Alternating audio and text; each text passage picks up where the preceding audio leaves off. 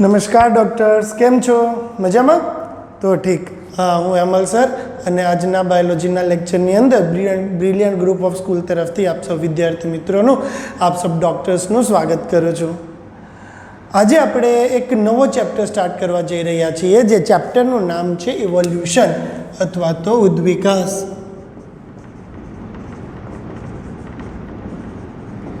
અથવા તો ઉદ્વિકાસ. આજે આપણે જે નવો ચેપ્ટર સ્ટાર્ટ કરવા જઈ રહ્યા છીએ એ ચેપ્ટરનું નામ છે એવોલ્યુશન, કે જેને આપણે ઉદ્વિકાસ તરીકે ઓળખીએ છીએ. ઉદ્વિકાસ એટલે શું? આ ચેપ્ટરની અંદર આપણે કઈ કઈ વસ્તુઓ જોશું. ચેપ્ટર બહુ ઇન્ટરેસ્ટિંગ ચેપ્ટર છે. નીટની અંદર આપણે આ ચેપ્ટરમાંથી 3 પ્રશ્નનો માર્જિન રહે છે. 3 પ્રશ્ન પૂછાતા હોય છે જનરલી. એમ સામાન્ય રીતે 3 પ્રશ્ન, ક્યારેક 5-5, 6 પ્રશ્ન સુધી આ ચેપ્ટરમાંથી નીટમાં પૂછાયેલા છે. એટલે નીટની દ્રષ્ટિએ અતિશય અગત્યનો ચેપ્ટર કહેવાય ને એવો આ યુનિટ થાય છે. ઇનશેટ 5, 6 અને 7 આ 3 ચેપ્ટર, ખાલી 3 જ ચેપ્ટર છે 12માની અંદર, 5મો, 6ઠ્ઠો અને 7મો. એ 3 ચેપ્ટરમાંથી 14 થી 15 જેટલા પ્રશ્નો પૂછાય છે. એટલે તમે વિચારી શકો છો આ 3 ચેપ્ટરનું ઇમ્પોર્ટન્સ કેટલું હશે, હે ને? તો ઉદ્વિકાસ એટલે શું? આ ચેપ્ટરની અંદર હું તમને ઇકોલોજી જેવું જ ઘણું ખરું, ઘણે ખરે અંશે આ ચેપ્ટર ઇકોલોજી જેવું જ થઈ જાય છે. એટલે એની અંદર મૂકી દીધું તો કંઈ સંગ એમાં કંઈ ફેર નહીં પડે. એમ ઇકોલોજી જેવી જ વસ્તુ આની અંદર પણ તમારે આવશે. ઘણા બધા જેવી વિતાડા પાઠની જેમ ઘણા બધા નામ આવશે, ઘણી બધી સાલ યાદ રાખવાની આવશે. આ નામ અને સાલમાંથી જ મોસ્ટલી નીટની અંદર દરેક વખતે કંઈક ને કંઈક પૂછાતું હોય છે. તો ઉદ્વિકાસ એટલે શું? ડાર્વિને કંઈક એવી વ્યાખ્યા આપી હતી કે સજીવોનો થતો ક્રમિક વિકાસ, સજીવોની અંદર જે ગ્રેજ્યુઅલ ઇન્ક્રીઝ આવે ને સજીવોના જીવનની અંદર, જે ક્રમિક રીતે ફેરફાર આવે ને, એને આપણે ઉદ્વિકાસ તરીકે ઓળખીએ છીએ. સમજાય છે? ખાલી એક સિમ્પલ ફોર્મમાં હું તમને સમજાવું કે જ્યારે આપણે બધા ઘરમાં નહોતા રહેતા, ઘરની અંદર નહોતા રહેતા, આપણી પાસે ઘર નહોતું, આપણે એમને જેમ પ્રાણીઓ એમને રોડ ઉપર એમને ગ્રાઉન્ડની અંદર રહીએ છીએ, ગ્રાઉન્ડની અંદર સૂઈ જતા હોય છે, ઝાડવા ઉપર સૂઈ જતા હોય, એ જ પ્રકારે આપણે રહેતા હતા. હવે એ પ્રકારના ઘરમાંથી આપણે ઉદ્વિકાસિત થઈ અને કેની અંદર આવ્યા છીએ? એમાંથી આપણે ટ્રી હાઉસની અંદર આવ્યા છું. ટ્રી હાઉસમાંથી કાચા મકાનમાં આવ્યા છું. કાચા મકાનમાંથી આજે આપણે જે મલ્ટી સ્ટોર્ડ હાઉસીસની અંદર આવ્યા છીએ. તો જોયું તમે, પહેલાં રોડ ઉપર એમનેમ રહેતા હતા, રોડ નહોતા ત્યારે પણ એમનેમ ગ્રાઉન્ડમાં રહેતા હતા.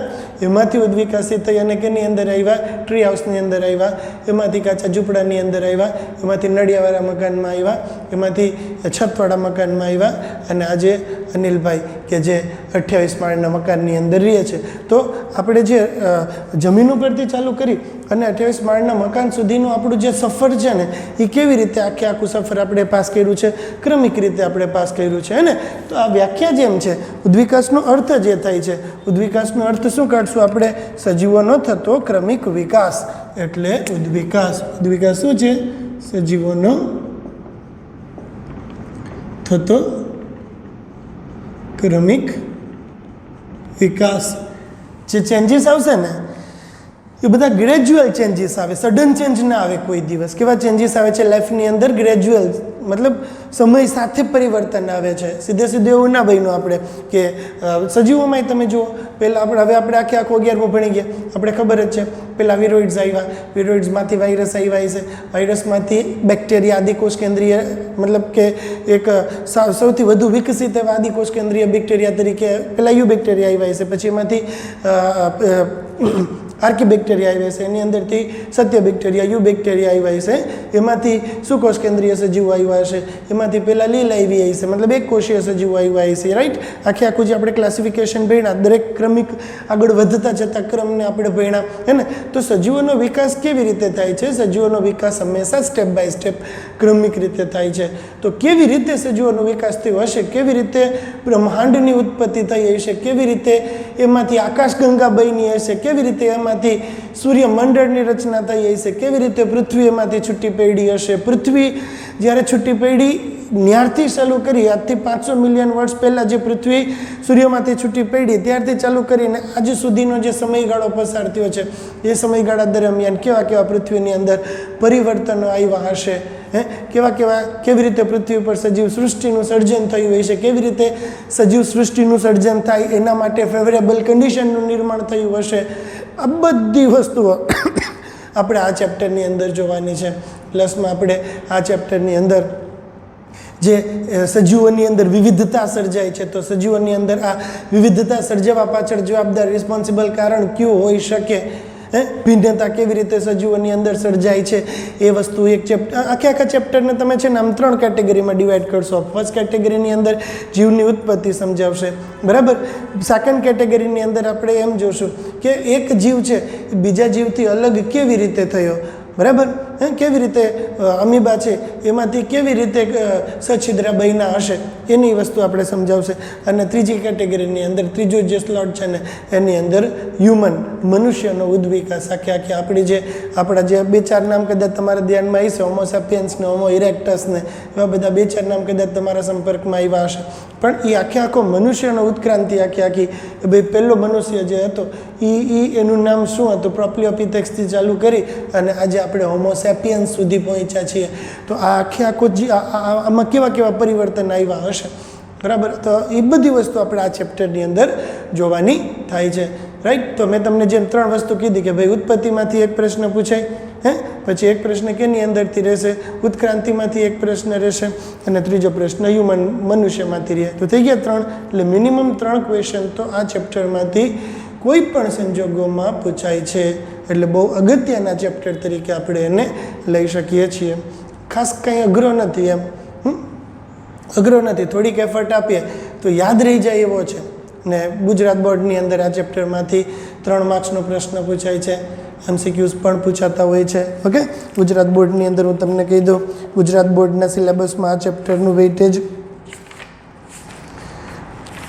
એક MCQ થશે, 3 MCQ છે અને 3 માર્ક્સનો એક પ્રશ્ન છે. 7 માર્કનો ચેપ્ટર આપણે ગુજરાત બોર્ડની અંદર આ પાર્ટનો વેઇટેજ છે. એટલે બહુ ઇમ્પોર્ટન્ટ ચેપ્ટર છે. શાંતિથી બધા લેક્ચર્સ રોજ બરોજ જોજો, બરાબર. અને સાથે વાંચતા જજો. રોજનું કામ રોજ થાય તો આ ચેપ્ટરની અંદર યાદ રહે. બાકી ન્યુમેરિકલ્સ ઘણા બધા આંકડા આવતા હોય છે, ઘણા બધા નામ આવતા હોય છે. હવે આપણે આજના નામ નથી આવડતા તો કાલે આજના અને કાલના 2 નામ ભેગા થઈ જાય, 2 દિવસના લેક્ચર મિસ થઈ જાય તો ત્રીજે દિવસે આગલા 2 દિવસનું કામ ભેગું થઈ જાય છે. એટલે બને ત્યાં સુધી આપણે જે કાંઈ પણ કામ કરીએ છીએ એ કામની અંદર રેગ્યુલરિટી રાખવી જોઈએ, બરાબર. કેમ આપણે જેમ સવાર પડે ત્યાં તમને એક લેક્ચર બધા સબ્જેક્ટ્સના સેન્ડ થઈ જાય છે, એ જ પ્રકારે તમારે પણ તમારા ટાઈમ ટેબલને એવી રીતે સેટ કરવું જોઈએ કે જેથી કરીને રોજના લેક્ચર્સ રોજ એક વખત જોવાઈ જાય, લેક્ચર્સ જોવાઈ જાય, જૂનું રિવિઝનનો ટાઈમ પણ મળી જાય. તમે વિચાર કરો, આપણે ચાલુ સ્કૂલ હોય છે ત્યારે તમે 9:30થી ચાલુ કરી અને સાંજના 5:30 સુધી લેક્ચર્સ ભણો છો. 9:30થી 5:30 સુધીના આપણા લેક્ચર્સ હોય છે. એની બધા વિષયના 2 લેક્ચર લઈ લો, ઇંગ્લિશ સંસ્કૃતનો 1 લેક્ચર લઈ લો, પ્રેક્ટિસનો લેક્ચર લઈ લો, ટેસ્ટનો લેક્ચર લઈ લો. એની કમ્પેરિઝનમાં અત્યારે તમારી પાસે પ્લેન્ટી ઓફ ટાઈમ છે ને, કે કંઈ 3 લેક્ચર હોય, પોણી કલાકના 3 લેક્ચર તમને મળે વધીને, તો તમારું કામ કેટલું થયું? 2.5 hours. ચાલો 3 hours રાખો, 3 hours તો કોઈ દિવસ ના થાય, પણ તેમ છતાં આપણે યોગ્ય સમયે એની પાછળ ફાળવવો જ જોઈએ. અત્યારે આપણી પાસે બેસ્ટ ટાઈમ અવેલેબલ છે, બેસ્ટ ટાઈમની અંદર બેસ્ટ રીડિંગ આપણે થવું જોઈએ. એટલે જ અત્યારે જે કાંઈ પણ ચેપ્ટર્સ આપણે ભણીએ છીએ બધાય નોલેજ બેઝ ચેપ્ટર ભણીએ છીએ. અન્ડરસ્ટેન્ડિંગ પ્રમાણમાં ઓછું રહે, નોલેજ વધારે રહે, જેથી કરીને અત્યારે તમારી પાસે ઘણો બધો સમય છે, તો આ સમયનો સદુપયોગ કરી અને તમે જાજુ રીડિંગ કરી શકો. જાજુ રીડ આઉટ કરશો તમે તો સોલ્વ થશે. બાકી આ બધું સમય સાથે ભૂલાતું જશે. નોલેજવાળી વસ્તુ છે એનો કોન્સ્ટન્ટ ટચ રહેવો જોઈએ, એના જાજા બધા રિવિઝન્સ મળવા જોઈએ, હે ને. તો રોજ બરોજ લેક્ચર્સ જોજો, એકેય લેક્ચર વચ્ચેથી સ્કીપ નહીં કરતા, મિસ નહીં કરતા, બરાબર. અને જૂનું છે એને પણ ટચમાં રહેતા જજો. સારું, ચાલો. તો પહેલા ચેપ્ટરની અંદર, પહેલા પેરેગ્રાફની અંદર આપણે કંઈ ખાસ એવું સમજવાનું થતું નથી. બીજો યુનિટ થાય છે જીવની ઉત્પત્તિ, ઓરિજિન ઓફ લાઈફ. જૂનું ચેપ્ટરની અંદર, જૂના કોર્સની અંદર જે હતું, આ જે કોર્સ છે ને એનો આગલો નહીં ને એનો આગલો ચેપ્ટર, એની અંદર આ ચેપ્ટર 5 પાઠમાં સમજાવ્યું હતું આપણે. એટલે 5 પાઠ ભેગા થઈને એ 5 પાઠ ભેગા કરી અને આપણે આ એક પાઠ બનાવ્યો છે, બરાબર. આજથી એક સિલેબસ પહેલાં અને એની પહેલાંનો એક સિલેબસ, એની અંદર આ પાઠ હતો ને એ 5 પાઠ, પહેલાં 5 પાઠ તમે ભેગા કરો ને ત્યારે આ એક પાઠ બનતો હતો. એટલે 5 પાર્ટનું મર્જ કરીને એક પાર્ટ બનાવ્યો છે આપણે. તો એની અંદર ઘણા બધા કટકા બટકા થઈ જતો હોય તો એ કટકા બટકા ચોંટતા નથી ને એટલે ઘણીવાર આપણે યાદ રાખવામાં મુશ્કેલીઓ સર્જાતી હોય છે. તો આમાં તો આપણે બહુ ઓછી વસ્તુની અંદર પૂરું કરી દીધું છે, પણ હું તમને જરાક વધારે ડિટેલની અંદર કંઈક વસ્તુ જે છે એ વસ્તુ આપણે જોતા જશું. તો સૌથી પહેલાં સજીવોનો જે ક્રમિક વિકાસ થાય એને ઉદ્વિકાસ આપણે કીધો છે, રાઈટ. હવે પહેલા પેરેગ્રાફમાં એમ કહે છે કે આપણે રાત્રે જે આકાશ જોઈએ છીએ એની આકાશ કાંઈ આજનું નથી, આ તો વર્ષો જૂનું આકાશ છે, કરોડો વર્ષો, millions of years, trillions of years એગોનું આપણું આખું આકાશ છે. એમાંથી આપણે પ્રકાશ જોઈએ છીએ, પ્રકાશના કિરણો પૃથ્વી ઉપર આવે છે, હે ને. આપણે એમ જોઈએ છીએ કે રાત્રે આકાશની અંદર તમે જુઓ, રાત્રે આકાશની અંદર આપણે ઘણા બધા તારાઓ દેખાતા હોય છે, હે ને. તારાઓ છે એ ઘણા બધા તારાઓ એકબીજાની આપણે એકદમ નજીક લાગતા હોય છે, હે ને. તારાઓ છે એ પૃથ્વીથી ઘણા બધા દૂર છે. તારાઓ વચ્ચેનું અંતર, અવકાશીય પદાર્થો, આપણે કદાચ નાના સ્ટાન્ડર્ડ્સની અંદર આપણે ક્યાંક આવી ગયું કે અવકાશીય પદાર્થો વચ્ચેનો અંતર માપવા માટેનું એકમ એટલે પ્રકાશ વર્ષ. પ્રકાશ વર્ષ કોને કહેશું આપણે? તો કે અવકાશી પદાર્થો વચ્ચેનું અંતર માપવા માટેનો એકમ એટલે પ્રકાશ વર્ષ. ને પ્રકાશ એ એક વર્ષની અંદર, પ્રકાશનું એક કિરણ છે એને એક વર્ષની અંદર જેટલું ડિસ્ટન્સ ટ્રાવેલ કર્યું છે ને એને પ્રકાશ વર્ષ કહેવામાં આવે છે.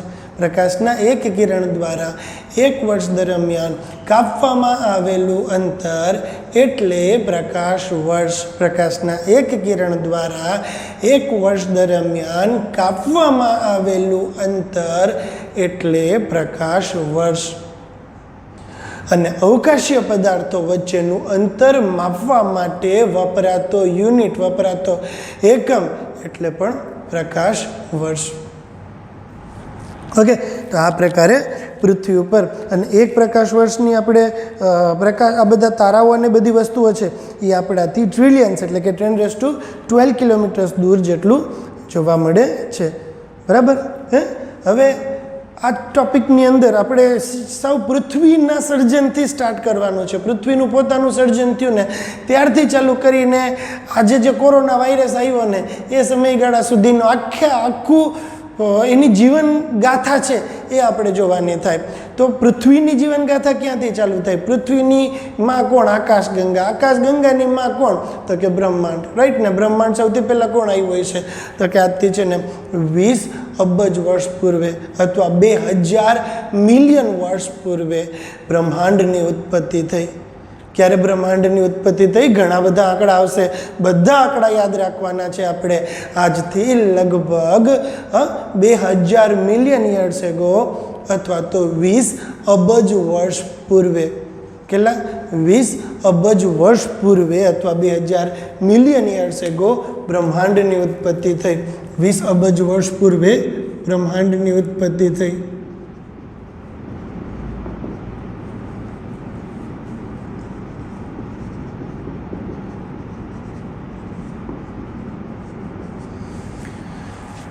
બ્રહ્માંડની ઉત્પત્તિ કેવી રીતે થઈ હશે? ઘણા બધા એની સાથે સંકળાયેલા તર્ક વિતર્ક છે. બધા પોતપોતાની રીતે સ્ટડીઝ કરતા હોય અને પોતે જે તારણ મેળવ્યું છે એ તારણને રજૂ કરવાનો પ્રયત્ન કરતા હોય છે. બધા વૈજ્ઞાનિકોએ પોતપોતાના જે કામ કર્યા હોય ને એમાંથી જે બધાય મતલબ કે જે કમિટી હોય કમિટી બધા એ વસ્તુ વિશે પ્રોપરલી વિચાર કરે અને બધાય કરતાં એમને બેટર કઈ થિયરી લાગી? તો કે એક મહાવિસ્ફોટ અથવા તો બિગ બેંગ થિયરી.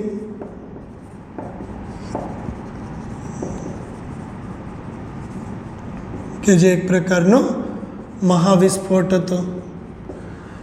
વર્ષો પહેલાં, 20 અબજ વર્ષ પહેલાં એક મહાવિસ્ફોટ થયો જેને આપણે બિગ બેંગ કહીએ છીએ. તો 20 અબજ વર્ષ પૂર્વે જ્યારે મહાવિસ્ફોટની ઘટના થઈને ત્યારે બ્રહ્માંડની ઉત્પત્તિ થઈ. કેની ઉત્પત્તિ થઈ? ત્યારે બ્રહ્માંડની ઉત્પત્તિ થઈ. ક્યારે બ્રહ્માંડની ઉત્પત્તિ થઈ? ટેન્ટેટિવલી 20 અબજ વર્ષ પૂર્વે બ્રહ્માંડની ઉત્પત્તિ થઈ. કઈ થિયરી બ્રહ્માંડની ઉત્પત્તિ સમજાવે છે? બિગ બેંગ થિયરી બ્રહ્માંડની ઉત્પત્તિ સમજાવે છે. આપણી સામે લખેલી વસ્તુમાંથી 4 પ્રશ્ન થયા. એવોલ્યુશન એટલે ઉદ્વિકાસ, સજીવોનો ક્રમિક વિકાસ, બ્રહ્માંડની ઉત્પત્તિ ક્યારે થઈ? જવાબ 20 અબજ વર્ષ પહેલાં. બ્રહ્માંડની ઉત્પત્તિ સમજાવતી એક સારામાં સારી થિયરી કઈ? તો કે બિગ બેંગ થિયરી એ બ્રહ્માંડની ઉત્પત્તિ સમજાવતી એક સારામાં સારી થિયરી છે. એક મહાવિસ્ફોટ થયો, એના કારણે આ બ્રહ્માંડની ઉત્પત્તિ થઈ. હવે જે આ મહાવિસ્ફોટ થયો ને એ દરમિયાન કેટલાક તારાઓ, વાયુઓ અને ધૂળના વાદળો આ બધા ભેગા મળીને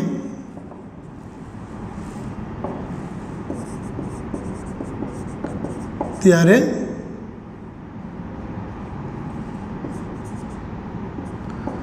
આકાશ ગંગાની રચના થઈ, ગેલેક્સી. આ બધી આકાશ ગંગાઓ પૈકીની એક આકાશ ગંગા કે જેનું નામ, એક આકાશ ગંગા કે જેનું નામ મિલ્કી વે છે. મિલ્કી વે ઉપર સૌરમંડળની રચના થઈ.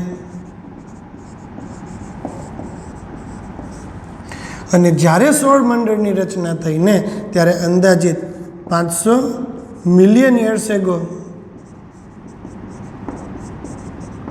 પૃથ્વી અસ્તિત્વમાં આવી.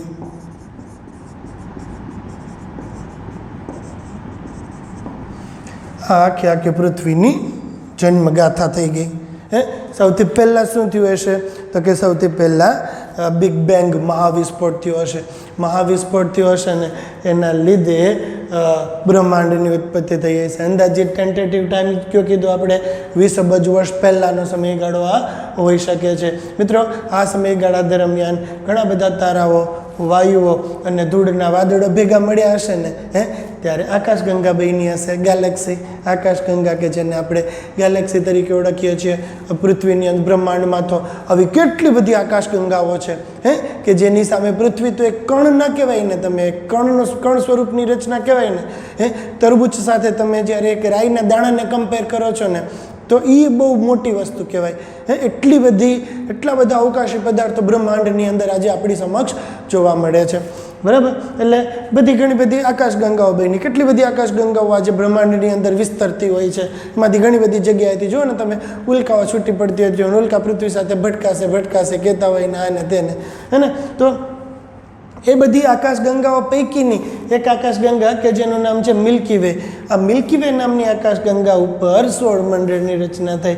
અને આ સૌરમંડળ કે જે આશરે 500 મિલિયન વર્ષ પહેલાં, આ સૌરમંડળ ઉપર આશરે 500 મિલિયન વર્ષ પૂર્વે પૃથ્વી અસ્તિત્વમાં આવી. તો બચું એક આંકડો આવ્યો પૃથ્વીનો અંદાજિત ટાઈમ, ટેન્ટેટિવ ટાઈમ કેટલો? 500 મિલિયન. બરાબર? આકાશગંગા, કઈ આકાશગંગા ઉપર સૌરમંડળની રચના થઈ તો કે મિલ્કી વે ઉપર સૌરમંડળની રચના થઈ. આકાશગંગા કોને કહેવાય? તારાઓ, વાયુઓ અને ધૂળના રજકણોનો જે સમૂહ બને એ આકાશગંગા. આકાશગંગા પૈકીની એક આકાશગંગા મિલ્કી વે. મિલ્કી વે ઉપર આજથી અંદાજિત 500 મિલિયન વર્ષ પહેલાં સૌરમંડળની રચના થઈ. જ્યારે સૂર્ય અને અન્ય ગ્રહો, પૃથ્વી છે, ગુરુ છે, મંગળ છે, આ બધા ગ્રહો છે એ પૃથ્વીની સાથે સાથે જ ઉત્પન્ન થયા છે. બરાબર? અને 500 મિલિયન વર્ષ પહેલાં એ બધા ગ્રહોની સાથોસાથ પૃથ્વીનો પણ જન્મ થયો. ઓકે, તો આ બધા પહેલા પેજની અંદરથી આપણે બનતા MCQs જોવા મળે છે, હે ને. આ બધું ભેગું થવા માટે જવાબદાર કારણ ગુરુત્વાકર્ષણ તમે લઈ શકો છો. એના લીધે આ બધી વસ્તુઓ ભેગી થઈ. હવે શું કહે છે? હવે સૌરમંડળમાં આકાશગંગા સૌરમંડળની અંદર 4.5 બિલિયન એટલે કે 450 કરોડ વર્ષ પહેલાં સૌરમંડળ અસ્તિત્વમાં આવ્યું. હવે આમાં એક લોચો કરાવે, સૌરમંડળ કહે ને તો 450 કરોડ વર્ષ પહેલાં સૌરમંડળ અસ્તિત્વમાં આવ્યું, 4.5 મિલિયન યર્સ એગો. અને નીચેની સ્ટેટમેન્ટની અંદર એમ કહે કે પૃથ્વીના વર્ષ કેટલા? તો કે પૃથ્વી 500 મિલિયન વર્ષ પહેલાં અસ્તિત્વમાં આવી. એટલે આ કંઈ આપણા આંકડા જેટલા પણ હોય ને, આપણા બાયોલોજીની અંદર સ્પેશિયલી આ વસ્તુ આટલા વર્ષોથી હું ભણાવું છું, મેં બહુ નોટિસ કરી કે આંકડાની અંદર કોઈ દિવસ તમને કંઈ સ્ટાન્ડર્ડાઇઝેશન જોવા નહીં મળે. તમને સૌરમંડળની રચના એક જ પેરેગ્રાફમાં આવી મિસ્ટેક. સૌરમંડળની રચના કહે તો 500 મિલિયન વર્ષ, બરાબર છે, અને પૃથ્વીની અંદર અંદાજિત ઉંમર કહે ને તો 500 મિલિયન વર્ષ બાદ એટલે કે 100 વર્ષ બાદ, એટલે પૃથ્વીની ઉંમર 500 મિલિયન વર્ષ કીધી, સૌરમંડળ 450, ઇટ્સ ઓકે, જે છે એમને આપણે યાદ રાખવાનું થશે. 450 સૌરમંડળની રચના અને પૃથ્વીની ઉત્પત્તિ બાદ. આમાં એક એવું સ્ટેટમેન્ટ હું વાંચું છું, તમારી પાસે ટેક્સ્ટ બુક છે, તમે જોઈ શકો છો કે પૃથ્વીની ઉત્પત્તિ બાદ 500 મિલિયન વર્ષ બાદ જીવ દ્રશ્યમાન થયો, એટલે કે લગભગ 4 બિલિયન વર્ષ પહેલાં. બરાબર, તો પૃથ્વીના 500 મિલિયન જેવો એનો સમયગાળો થયો. ફાઇન, ચાલો, તો આ એક વાત થઈ. રાઈટ, હવે આપણે જરાક ડિટેલની અંદર વાત કરીએ કે અવકાશી પદાર્થો હોય ને એ હાઇડ્રોજન અને હિલિયમના બનેલા હોય. કેના બનેલા હોય અવકાશી પદાર્થો? હાઇડ્રોજન અને હિલિયમના બનેલા હોય. હવે પહેલાં સૌરમંડળની રચના થઈ ગઈ, ત્યાંથી જ આપણે સ્ટાર્ટ કરીએ. ઓકે, અહીંથી અહીં સુધી પહોંચ્યા ને હવે અહીંથી જ કન્ટિન્યુ કરીએ. જ્યારે પૃથ્વી સૂર્યમાંથી છૂટી પડીને ત્યારે પૃથ્વી એક ધગધગતા વાયુઓના ગોળા સમાન હતી કે જેનું સપાટીનું ટેમ્પરેચર 6000 ડિગ્રી સેન્ટીગ્રેડ હતું. હવે પૃથ્વી સૂર્યમાંથી છૂટી પડેલી આ પૃથ્વી કેવી હતી? છૂટી પડેલી આ પૃથ્વી ધગધગતા વાયુઓના ગોળા સમાન હતી કે જેની સપાટીનું ટેમ્પરેચર 6000 ડિગ્રી સેન્ટીગ્રેડ. વિચાર તો કરો તમે, કેટલું અટતા બળી જાય કોઈ બી વસ્તુ, એટલું પૃથ્વીનું ટેમ્પરેચર જ્યારે પૃથ્વી સૂર્યમંડળમાંથી છૂટી પડી ત્યારે હતું. હવે શું થયું? પૃથ્વી સૂર્યમાંથી છૂટી પડી ત્યારે સપાટીનું ટેમ્પરેચર કેટલું હતું? આ પૃથ્વી છે તો એની સપાટીનું ટેમ્પરેચર કેટલું રહે? સપાટીનું ટેમ્પરેચર હતું 6000 ડિગ્રી સેન્ટીગ્રેડ, એનું સરફેસનું ટેમ્પરેચર હતું. હવે બે વસ્તુ થઈ, એક તો પૃથ્વી સૂર્યથી દૂર ખસતી ગઈ અને બીજી વસ્તુ હતી, એક તો પૃથ્વી સૂર્યથી દૂર ખસી એટલે એને સૂર્યની જે હીટ મળવાની હતી ને એ હીટ ના મળી. અને બીજી વસ્તુ એવી થઈ કે જેમ જેમ સમય પસાર થતો ગયો ને તેમ તેમ પૃથ્વીની અંદર જે હીટ એનર્જી હતી ને એ આજુબાજુના અવકાશમાં જતી ગઈ, એટલે પૃથ્વી ઠંડી પડતી ગઈ. આ ઠંડી પડેલી પૃથ્વી છે એનું ટેમ્પરેચર જ્યારે લોખંડના ગલનબિંદુ કરતાં નીચું આવ્યું હશે ને, કેટલું ટેમ્પરેચર આવ્યું હશે એનું? લોખંડના ગલનબિંદુ કરતાં નીચું આવ્યું હશે ને ત્યારે જ્યારે આપણે કહીએ કે 2000 થી 3000 ડિગ્રી સેન્ટીગ્રેડ જેટલું ટેમ્પરેચર, કે જે ટેમ્પરેચર લોખંડ પીગળતું હોય એ ટેમ્પરેચર જ્યારે આવી હશે ને ત્યારે પૃથ્વીના પોપડાની રચના થઈ હશે. એટલે હવે લોખંડ અને નિકલ જેવા દ્રવ્યો છે ને એ પૃથ્વીના પેટાળમાં જમા થયા. લોખંડ અને નિકલ જેવા દ્રવ્યો પૃથ્વીના પેટાળમાં જમા થયા એટલે પૃથ્વીના પોપડાની અર્થ ક્રસ્ટની રચના થઈ. આપણે પૃથ્વીની ઉપર ઊભા છીએ. ક્યાં ઊભા છીએ? આપણે પૃથ્વીની ઉપર ઊભા છીએ. આપણે પૃથ્વીમાં નથી રહેતા. આપણે ક્યાં રહીએ છીએ? પૃથ્વીની ઉપર રહીએ છીએ. આપણે પૃથ્વીમાં નથી રહેતા. સમજો, આપણું ઇન્ડિયા અહીંયા છે ધારો કે, તો આપણે પૃથ્વી ઉપર આમ ચોટેલા છીએ. સાઉથવાળા ઊંધા ચોટેલા છે, ઉત્તર ધ્રુવવાળા આ પ્રકારે રહેલા છે. એટલે આપણે બધા આમ પૃથ્વી ઉપર ચોટેલા છે. ઓલો લાડુ હોય ને એના ઉપર જેમ ખસખસ ચોંટેલી પડી હોય ને, શું ચોટેલું છે લાડવા ઉપર? ખસખસ ચોંટેલી પડી છે ને, એ જ પ્રકારે આપણે બધાય પૃથ્વી ઉપર વસવાટ કરીએ છીએ. ઓકે, તો પહેલાં 6000 ડિગ્રી સેન્ટીગ્રેડ લોખંડના ગલનબિંદુ સુધીનું ટેમ્પરેચર જ્યારે ગયું ને ત્યારે લોખંડ અને નિકલ જેવા દ્રવ્યો ઘન સ્વરૂપનું અસ્તિત્વમાં આવ્યા. ઘન સ્વરૂપના આ દ્રવ્યો છે ને એને પૃથ્વીના પોપડાની રચના કરી, એટલે કે અર્થ ક્રસ્ટ ઉત્પન્ન થયું. હવે શું થયું હશે? હવે આ સમયગાળા દરમિયાન વાયુ હતા, એટલે આને જે લોખંડ અને નિકલે પૃથ્વીના સરફેસની રચના કરી ને એને ઘન તબક્કો કહેવાય. હવે શું થયું હશે? હવે એ કે જેમ જેમ સમય પસાર થયો હશે ને ત્યારબાદ વાતાવરણની રચના થઈ હશે. હવે શું બન્યું હશે? સમય સાથે વાતાવરણ જેવી રચના બની હશે. જેમ અન્ય અવકાશી પદાર્થો બધા મોસ્ટલી કેના બનેલા હોય? હાઇડ્રોજન અને હિલિયમના બનેલા હોય. કેના બનેલા હોય અવકાશી પદાર્થો? હાઇડ્રોજન અને હિલિયમ જેવા વાયુઓના બનેલા હોય. અને પૃથ્વી પણ એક પ્રકારનો અવકાશીય પદાર્થ જ છે મિત્રો. એટલા માટે પૃથ્વી પણ હાઇડ્રોજન અને હિલિયમ જેવા વાયુઓની બનેલી હોય છે. બરાબર, તો પૃથ્વીના આદિ વાતાવરણની આપણે વાત કરીએ તો પૃથ્વીના આદિ વાતાવરણનો ડોમિનન્ટ વાયુ કોણ હતો? પૃથ્વીના આદિ વાતાવરણનો ડોમિનન્ટ વાયુ હતો હાઇડ્રોજન. હાઇડ્રોજન છે ડોમિનન્ટ એટલે પ્રભાવી. પૃથ્વીના આદિ વાતાવરણનો મુખ્ય વાયુ હાઇડ્રોજન હતો. હાઇડ્રોજન વાયુ પૃથ્વીના આદિ વાતાવરણનો ડોમિનન્ટ વાયુ હતો. અન્ય હતા, કાર્બન હતો, આ સિવાય કાર્બન હતો, ઓક્સિજન હતો, નાઇટ્રોજન હતો. તો પૃથ્વીનું ડોમિનન્ટ વાયુ હાઇડ્રોજન. આ સિવાય કોણ કોણ હતા? આ સિવાય હતા કાર્બન, હાઇડ્રોજન અને ઓક્સિજન. કાર્બન છે ને એ મિથેન સ્વરૂપે હાજર હતો. ઓક્સિજન છે ને, નાઇટ્રોજન છે ને એ અમોનિયા સ્વરૂપે હાજર હતો. અને ઓક્સિજન છે ને એ પાણી સ્વરૂપે હાજર હતો. બરાબર. તો પૃથ્વીના આદિ વાતાવરણમાં હાઇડ્રોજન હતો, મિથેન હતો, અમોનિયા હતો ને ઓક્સિજન હતો. બરાબર. મિથેન, અમોનિયા અને ઓક્સિજન સ્વરૂપે કાર્બન, હાઇડ્રોજન અને નાઇટ્રોજન પ્રેઝન્ટ હતા. અને આ સિવાય પૃથ્વીના આદિ વાતાવરણની અંદર બીજા કોઈ વાયુઓ જોવા મળતા નહોતા. અને પૃથ્વીનું આદિ વાતાવરણ એક ખાસ યાદ રાખજો, પૃથ્વીનું આદિ વાતાવરણ રિડ્યુસિંગ પ્રકારનું હતું. કેવું હતું પૃથ્વીનું આદિ વાતાવરણ? રિડ્યુસિંગ પ્રકારનું. શા માટે પૃથ્વીના આદિ વાતાવરણને રિડ્યુસિંગ પ્રકારનું કહેવામાં આવે છે? કારણ કે એની અંદર મુક્ત ઓક્સિજનનો અભાવ હતો. ઓક્સિજન હતો ખરા, પરંતુ હાઇડ્રોજનના સંયોજન સ્વરૂપે હતો. આ પૂછાય છે, યાદ રાખજો. પૃથ્વીની આખી જીવનગાથાની આપણે વાત કરીએ ને તો પૃથ્વીનું જે 450 કરોડ વર્ષની પૃથ્વીની ઉંમર છે ને એમાંથી 250 થી 250 કરોડ વર્ષ સુધી તો પૃથ્વી ઓક્સિજન વગરની હતી. જોજો, સમજો, એનો અજારક જ હતી, રિડ્યુસ્ડ પ્રકારની પૃથ્વી હતી. કારણ કે પૃથ્વીની ઉત્પત્તિ થયા બાદ ઘણા બધા 250 વર્ષ, મિનિમમ 250 કરોડ વર્ષ પછી વનસ્પતિ અસ્તિત્વ, સપુષ્પતિ હજી બહુ લેટ, પણ વનસ્પતિ અસ્તિત્વમાં આવી હશે. અને વનસ્પતિ જ્યાં સુધી અસ્તિત્વમાં નહીં આવે ત્યાં સુધી પ્રકાશ સંશ્લેષણ નહીં થયું. પ્રકાશ સંશ્લેષણ ના થાય ત્યાં સુધી ઓક્સિજન મુક્ત ના થાય. ઓક્સિજન મુક્ત ના થાય ત્યાં સુધી રિડ્યુસ પ્રકારની પૃથ્વી, ઓક્સિડાઇઝ પ્રકારની પૃથ્વી ના થાય.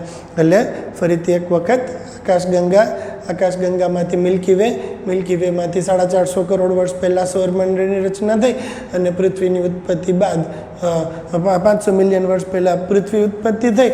અને જ્યારે પૃથ્વી ઉત્પન્ન થઈ હતી ત્યારે ક્યાં સ્વરૂપે હતી? એક ધગધગતા વાયુઓના ગોળા સ્વરૂપે હતી કે જે 6000 ડિગ્રી સેન્ટીગ્રેડ ટેમ્પરેચર એની સપાટીનું હતું. ટેમ્પરેચર ડાઉન થયું. કેટલે સુધી ડાઉન થયું? આ તો હું તમને એમને ટેન્ટેટિવ લખ્યું છે, પણ લોખંડના ગલનબિંદુ, નિકલના ગલનબિંદુ જેટલું ટેમ્પરેચર ડાઉન થયું હશે ને ત્યાં સુધી, એટલે કે ગલનબિંદુથી નીચેનું ટેમ્પરેચર હોય ને ત્યાં સુધી ઘન સ્વરૂપમાં આવે ને. એક સર્ટેન ટેમ્પરેચર સુધી તમે લોખંડના ગરમ કરશો તો જ ઘનમાંથી પ્રવાહીમાં કન્વર્ટ થશે. એટલે એના કરતાં નીચું તાપમાન આપો તમે તો એ ઘન સ્વરૂપે જ રહેશે. એટલે પૃથ્વીનું પપડું બન્યું.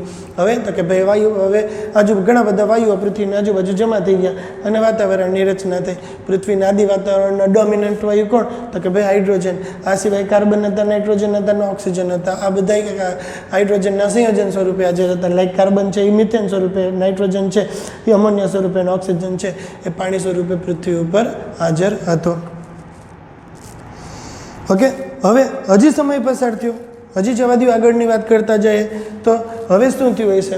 તો આમ આપણે એમ કહીશું કે મિથેન, અમોનિયા અને પાણી એ પૃથ્વીના આદિ વાતાવરણના, મિથેન, અમોનિયા અને પાણી જેવા સજીવો છે, રસાયણો છે, એ પૃથ્વીના આદિ વાતાવરણના એક મુખ્ય ઘટક હતા. કોણ કોણ હતા આદિ વાતાવરણના મુખ્ય ઘટક? મિથેન, અમોનિયા અને પાણી. એ બધાય પૃથ્વીના આદિ વાતાવરણની અંદર હાજર રહેલા મુખ્ય રસાયણો હતા. હજી સમય પસાર થયો હશે. પાણી છે ને, પાણી જોજો, એ પાણી પ્રવાહી સ્વરૂપે નહોતું. તો ક્યાં સ્વરૂપે પાણી હાજર હતું? પાણીની હાજરી હતી ખરા, પણ એ પ્રવાહી સ્વરૂપનું પાણી હાજર નહોતું. પાણી હાજર હતું પાણીની વરાળ સ્વરૂપે. ક્યાં સ્વરૂપે પાણી હાજર હતું? વરાળ સ્વરૂપે. શું કામ? તો કે આટલું બધું ટેમ્પરેચર હોય તો પાણીનું પ્રવાહી સ્વરૂપ તો કોઈ દી બને જ નહીં ને. બને પાણીનું પ્રવાહી સ્વરૂપ? તો કે ના, આટલા ટેમ્પરેચરે કોઈ દી પાણીનું પ્રવાહી સ્વરૂપ ના બને. તો શું હતું? પાણી ક્યાં સ્વરૂપે હતું? પાણી વરાળ સ્વરૂપે હતી. હવે વરાળ ક્યાં ગઈ? વરાળ ઉપર ગઈ. જોજો, પાણીની વરાળ છે એ પાણી છે વરાળ સ્વરૂપે ઉપરની સાઈડમાં ગયું તો વાદળા બન્યા.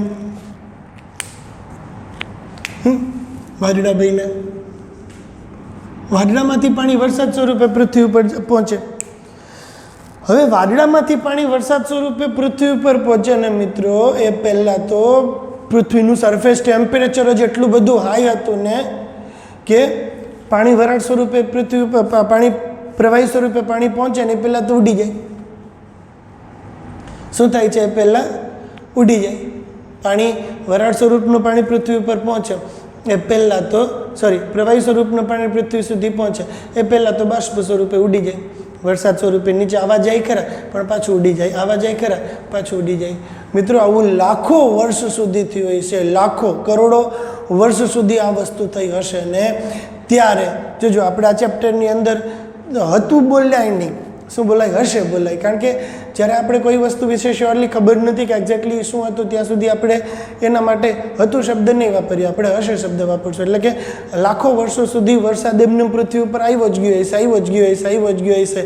એના લીધે પૃથ્વીનું ટેમ્પરેચર ડાઉન થયું હશે. જેમ આપણે લોખંડના ગલન બિંદુ કરતાં એનું ટેમ્પરેચર ઓછું ગયું હશે ત્યારે લોખંડ ઘન સ્વરૂપે આવ્યું હશે ને મિત્રો. એ જ પ્રકારે જ્યારે પૃથ્વીનું ટેમ્પરેચર 100 ડિગ્રી સેન્ટીગ્રેડથી ઓછું ગયું હશે ને, કેટલું ટેમ્પરેચર હજી ગયું હશે ઓછું, 100 ડિગ્રી સેન્ટીગ્રેડથી ઓછું ટેમ્પરેચર ગયું હશે ને મિત્રો, ત્યારે પાણી પ્રવાહી સ્વરૂપે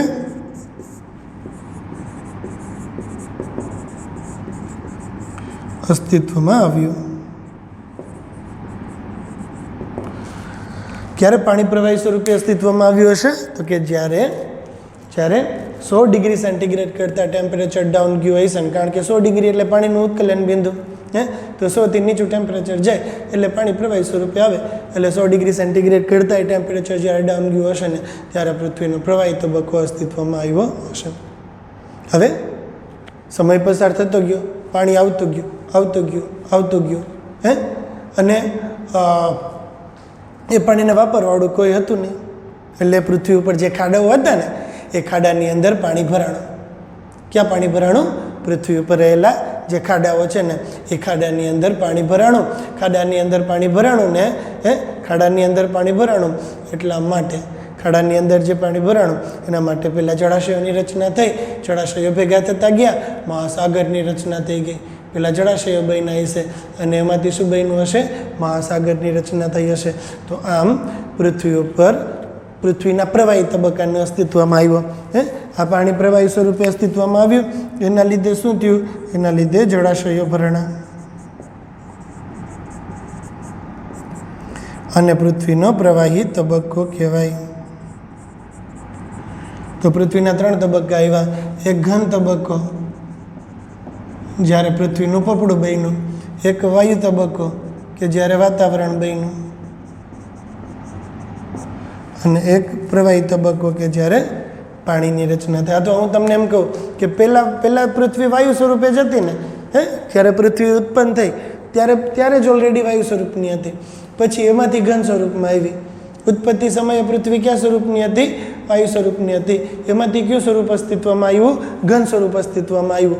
એમાંથી કયું સ્વરૂપ અસ્તિત્વમાં આવ્યું? પ્રવાહી સ્વરૂપ અસ્તિત્વમાં આવ્યું. ઘણા બધા ક્ષાર હતા જે એ બધા ક્ષાર પૃથ્વીની અંદર સપાટી ઉપર જે ક્ષાર હતા એ પાણીમાં ઓગળતા ગયા. એના લીધે દરિયાનું પાણી કેવું થતું ગયું? ખારું થતું ગયું. કેવું થઈ ગયું એના લીધે દરિયાનું પાણી? તો કે આવું બધું થયું ને એટલા માટે દરિયાનું પાણી એકદમ ખારું થઈ જાય છે. તો મિત્રો આજે આપણે આ બધી પ્રસ્તાવના વિશે વાત કરી. હવે અને જે અહીંયા જે આપણે પ્રાણી બનાવી નાખ્યું ને પૃથ્વીને, એને પૃથ્વીનો ભૌતિક ઉદ્વિકાસ કહેવાય. કેવો ઉદ્વિકાસ કહેવાય? એને પૃથ્વીનો ભૌતિક ઉદ્વિકાસ કહેવામાં આવે છે. હવે પછીનો જે તબક્કો છે ને એને પૃથ્વીના રાસાયણિક ઉદ્વિકાસની અંદર આપણે ઇન્ક્લુડ કરશું. હવે પછી કઈ વસ્તુ જોશું? પૃથ્વીનો કયો તબક્કો? રાસાયણિક ઉદ્વિકાસ તબક્કો પૃથ્વીનો છે એ આના પછીના લેક્ચરની અંદર આપણે જોશું. આ મેં તમને આખા પાઠની જે થોડી ઘણી પ્રસ્તાવના હતી એ પ્રસ્તાવના બાંધી અને પૃથ્વીના એક તબક્કાની એટલે કે ભૌતિક તબક્કાની ચર્ચા કરી. ઓકે, તો વધુ લેક્ચર કાલે રાસાયણિક તબક્કો 1 કલાકનો થઈ જાય. રાસાયણિક તબક્કો એટલે ખાલી ખોટો લેક્ચર વધારે મોટો થઈ જશે, આખું દુખી જાય આપણી જાજી વખત જોઈએ રાખીએ તો. એટલા માટે બીજા લેક્ચરની અંદર રાસાયણિક ઉદ્વિકાસ વિશે આપણે અને યુરી અને મિલરના પ્રયોગ વિશે આપણે વાત કરશું. ઓકે, સો આજે આટલું રાખીએ. Good day, good bye and have a nice time.